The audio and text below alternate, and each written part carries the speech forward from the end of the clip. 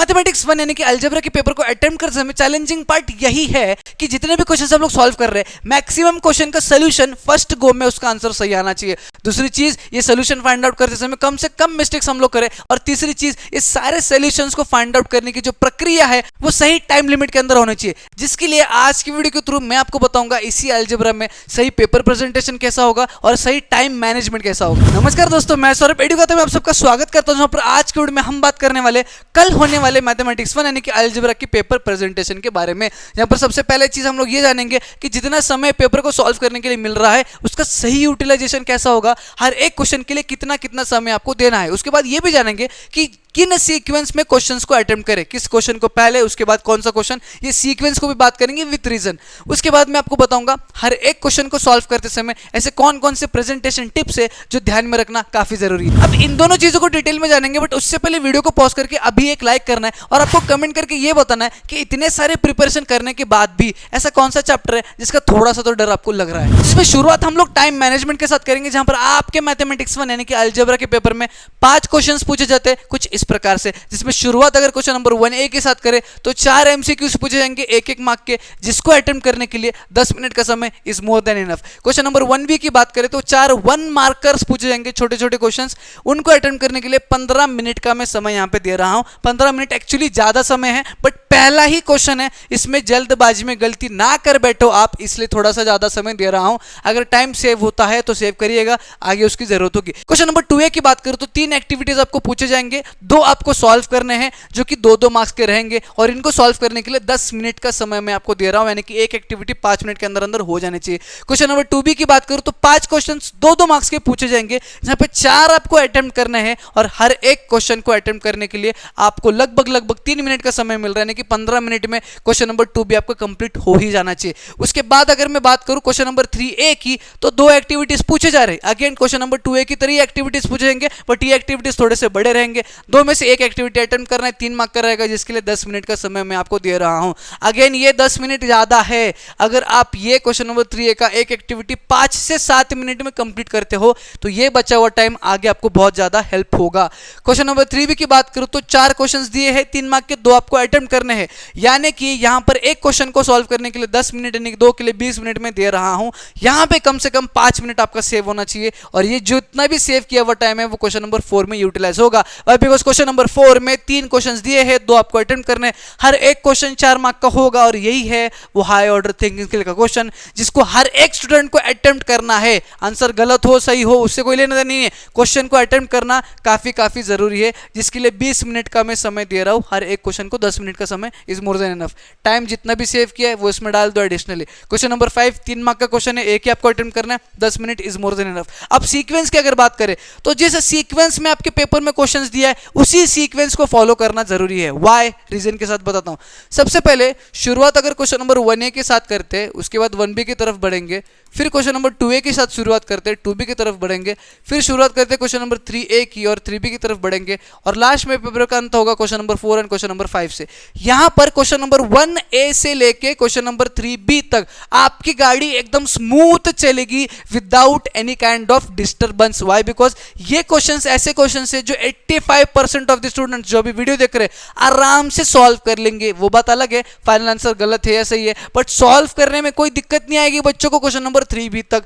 और ये जो है ये इजी वाला पार्ट है आप बच्चों के लिए, तो इजी वाले पार्ट का मार्क्स कंज्यूम करना ये जरूरी है सबसे पहले। और दूसरी चीज, इनको सॉल्व करते समय कुछ अमाउंट ऑफ टाइम आप सेव कर रहे हो, और वो सेव किया हुआ टाइम आप क्वेश्चन नंबर 4 और 5 में दे रहे हो। दिस इज पॉसिबल तभी जब आप क्वेश्चन नंबर 1A से शुरुआत करोगे। इसका वाइस वर्सा सोचते हो क्वेश्चन नंबर 4 और क्वेश्चन नंबर 5 पहले सॉल्व करता हूं तो होगा क्या, आप जितना ज्यादा समय लोगे इनको ज्यादा से ज्यादा समय आप अलॉट करोगे इनके आंसर्स को सही फाइंड आउट करने के लिए। अब इनके आंसर सही फाइंड आउट करने के चक्कर में ज्यादा समय यहां पे इन्वेस्ट होगा, और ये जो बाकी के 3 क्वेश्चन है 1A 1B 2A 2B 3A 3B, इसके लिए टाइम बहुत कम बचेगा, और अगर कंप्लीट हो भी पाता है तो काफी गलतियां आप यहां पे करोगे। तो ये हमें नहीं करना है, कुछ इस प्रकार से इसी सीक्वेंस में पेपर को अटेम्प्ट करना है। पेपर प्रेजेंटेशन टिप्स की बात करें तो क्वेश्चन नंबर 1A 1B के सबसे पहले जानेंगे। 1A 1B कुछ इस प्रकार से अटेम्प्ट करना होता है आपका आंसर शीट में, वो मार्जिन वाली चीज में नहीं बताऊंगा, तो बेसिक है आपको पता है। सबसे पहले 1A की बात करूंगा। 1A 4 एमसीक्यूज है।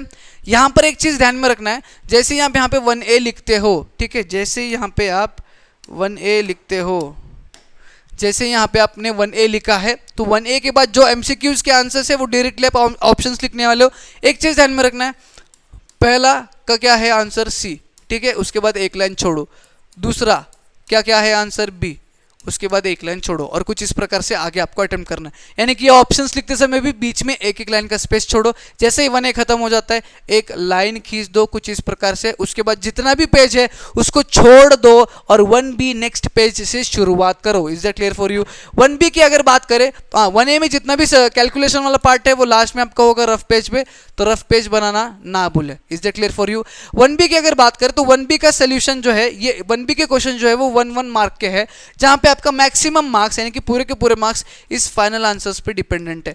तो फाइनल आंसर जो फाइंड आउट करोगे मेक श्योर वो सही रहना चाहिए, एंड मेक श्योर आप उसको कुछ इस प्रकार से हाईलाइट कर रहे हो, क्योंकि इसी के बेसिस पे मार्क्स मिलने वाले हैं। दूसरी चीज, बच्चे ये सोचते हैं कि इनका आंसर्स फाइंड आउट करते समय पूरा डिटेल आंसर बनाता हूं ना, 7-8 लाइन का 10 लाइन का, कोई जरूरत नहीं है। 1 मार्क का क्वेश्चन है, यहाँ पे टीचर्स बस ये फाइनल आंसर देखेंगे, ये अगर सही है तो टिक, 4 मार्क्स देके आगे बढ़ेंगे। Is that clear for you? तीसरी चीज, जैसे कि इस 4th सब क्वेश्चन में यहाँ पे जगह कम पड़ रही थी तो मैंने लाइन खींच के साइड में सॉल्व किया है। ये चीज आपको बिल्कुल भी नहीं करनी है, आपको पेपर की बिल्कुल भी कमतरता नहीं है। अगर कम पड़ रहा है तो ये पूरा का पूरा 4th सब क्वेश्चन नेक्स्ट पेज पे सॉल्व करो, बट इस प्रकार के कंजूसपना आपको बिल्कुल भी करना नहीं है। फिर बात करेंगे question number 2A and 2B की, जहां पे 2A की बात करूं तो ये एक्टिविटी बेस्ड क्वेश्चन है। एक्टिविटी बेस्ड क्वेश्चन में 2 चीजें आपको सबसे पहले ध्यान में रखनी है। एक्टिविटी बेस्ड में आपको एक एक्टिविटी पूरा का पूरा क्वेश्चन पेपर में दिया होता है, तो what you have to do is, जो एक्टिविटी है, जो सोल्यूशन है, वो पूरा सबसे पहले आंसर शीट में आपको सॉल्व करना है। उसको पूरा जो है वो सॉल्व करना है। नॉर्मली सॉल्व करने के बाद जो चीजें नहीं दी है क्वेश्चन पेपर में, यानी कि ब्लैंक है, बॉक्स है, फिलिंग द ब्लैंक है, उसको बस आपको हाईलाइट करना है। उसको बस क्या करना है? हाईलाइट करना है लास्ट में, ठीक है। इससे क्या होगा, आपका टाइम भी सेम होगा और गंदगी नहीं होगी। बच्चे क्या करते हैं, सबसे पहले पूरा साचा बना लेते हैं, यानी कि जो फिलिंग द ब्लैंक टाइप है क्वेश्चन पेपर में वो एज इट इज पहले आंसर शीट में निकालते हैं। उसके बाद वो सोचेंगे हाँ इसको कैसा सॉल्व करेंगे, हाँ इसको ऐसा सॉल्व करेंगे, और सॉल्व करते समय, आंसर लिखते समय यहाँ पे गलतियां होती है, जिससे पूरा ये आंसर शीट बहुत गंदा दिखता है, ये पेज पूरा बहुत गंदा दिखता है। What you have to do is, सारी चीजें सॉल्व करो, जो चीज नहीं दी है उसको अंडरलाइन करो, जो चीज नहीं दी है उसको अंडरलाइन करो। Is that clear for you? ये बहुत टाइम सेविंग और बहुत इंप्रेसिव मूव है, ठीक है। नेक्स्ट अगर बात करूं क्वेश्चन नंबर 2B की, तो 2B वाले क्वेश्चंस जो है वो 2-2 मार्क के क्वेश्चंस हैं। जैसे कि 1B में मैंने आपको कहा था कि यहाँ पे टीचर्स को फाइनल आंसर से लेना देना है, यहाँ पर फाइनल आंसर प्लस कुछ स्टेप्स से टीचर्स को लेना देना होता है। तो सबसे पहले चीज, फाइनल आंसर को हाईलाइट करना ना भूलें, ठीक है।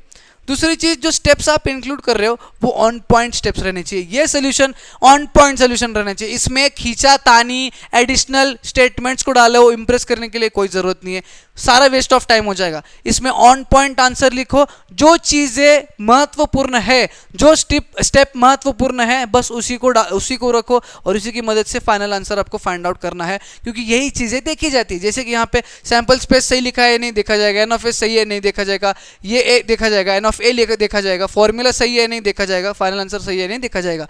एक और चीज ऐड कर लो, जितने भी फॉर्मूलेज आप लिख रहे हो, फॉर्मूलाज को पेंसिल से बॉक्स में डालो ताकि वो हाईलाइट हो जाए। Is clear for you? फिर question number 3A and 3B की बात करें, जहां पर 3A की बात नहीं करूंगा क्योंकि 3A इज इसका बड़ा भाई, filling the blank activity based question, तो 3A की बात नहीं करूंगा, 3B की बात करूंगा।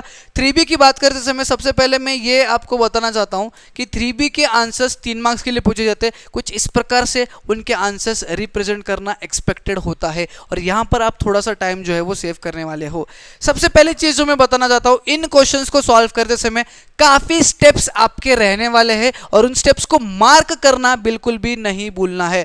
जैसे कि यहाँ पे ये इक्वेशन 1 हो गया, ये इक्वेशन 2 हो गया, फिर इन 2 इक्वेशन को ऐड कर रहे हो, फिर जो भी आंसर है उसको डिवाइड कर रहे हो। ये जो स्टेप्स है, ये जो सारी चीजें हैं, इनको मार्क डाउन करना काफी जरूरी है। बच्चे जब फ्लो में जाते हैं, कॉन्फिडेंट रहते हैं, तो ये सारी चीजें करना भूल जाते, पूरा क्वेश्चन सही से सॉल्व करते हैं, आंसर भी सही है, बट ये कुछ भी चीज लिखा नहीं होता, क्योंकि प्रैक्टिस करते समय ये सारी चीजें बच्चों ने मिस की होती है, इसीलिए वो आंसर भी मिस कर देते हैं, बट इसमें आपके मार्क्स जाने वाले हैं, मार्क माय वर्ड्स। दूसरी चीज व्हाट आई वुड से, हर एक नया स्टेप जो है उसको आपको डिनोट करना है किसी चीज से। जैसे कि मैं यहाँ पे एक डैश से डिनोट कर रहा था, तो आप ऐसा कोई पॉइंट से डिनोट कर सकते हो जिससे टीचर को समझ में आ जाए कि ये एक स्टेप है, ये एक स्टेप है, ये एक स्टेप है और ये एक स्टेप है। वो क्लियर हो जाए कि 4 स्टेप में सोल्यूशन फाइंड आउट आउट किया है और 3 स्टेप में कैलकुलेशन कुछ इस प्रकार से और कुछ इस प्रकार से। Is it clear for you?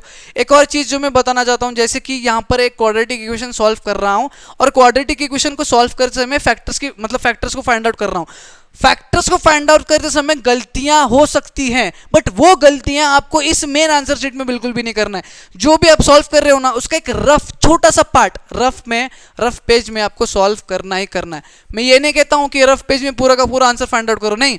इसमें जो भी चैलेंजिंग पार्ट है, फैक्टर्स फाइंड आउट नहीं हो रहे तो कौन कौन सा मूव करना पड़ेगा, वो सारी चीजें रफ में एक छोटे से पार्ट में करके देखो। यहां पे कंफर्मेशन मिलने के बाद यहां पे आके सॉल्व करो, जिससे आपका पेपर भी साफ सुथरा रहेगा और आपका कॉन्फिडेंस भी बड़ा रहेगा जब आप इस प्रकार के आंसर्स को लिखोगे। Is that clear for you?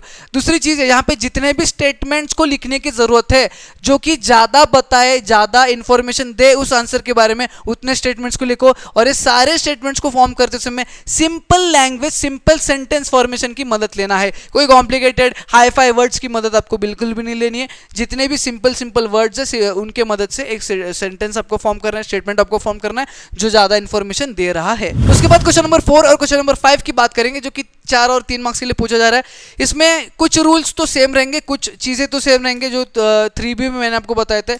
इसमें कुछ और चीजें मैं बताना चाहता हूं, दैट इज यहां पे सबसे पहले तो देखो, यहां पे आपने स्टेटमेंट्स लिखा है स्टेप वाइज, ठीक है, पीछे भी आपने स्टेप वाइज स्टेटमेंट्स लिखे थे। एक चीज आप यहां पे कर सकते हो, जैसे कि ये पहला स्टेटमेंट है, ठीक है, पहला स्टेटमेंट लिखने के बाद एक लाइन का स्पेस दो, सेकंड स्टेटमेंट लिखो, एक लाइन का स्पेस दो, फिर ये वाला पार्ट लिखो, एक लाइन का स्पेस दो, फिर ये वाला पार्ट लिखो, फिर एक लाइन स्पेस देके ये वाला पार्ट। इससे क्या होगा ना, ये साफ सुथरा सुटित आपका आंसर दिखेगा और कोई भी गलती जो है वो हाइड हो जाएगी। मतलब गलती होती नहीं है, बेसिकली जो भी आप सॉल्व कर रहे हो ना वो एकदम क्लीन एंड क्लियर दिख के आ जाएगा। अब इस प्रकार के खिचड़ी में कई बार टीचर जल्दबाजी में पढ़ते समय कुछ गलत पढ़ ले और गलत एक्सपेक्ट कर ले, या फिर सही भी सॉल्व किया बट गलत तरीके से एक्सप्रेस किया है, तो वो कंफ्यूजन पैदा ना हो टीचर्स के दिमाग में। इसलिए आपको सारी चीजें एकदम सुटित यानी कि क्लीन एंड क्लियर रखनी है। यहाँ पे देखो, सिंप्लीफाइंग द अबव इक्वेशंस लिखा है, इक्वेशन 1 और 2 एक ही लाइन में लिख के उसके तुरंत बाद मैंने लिखा है multiplying equation 2 and subtracting equation 1 from it.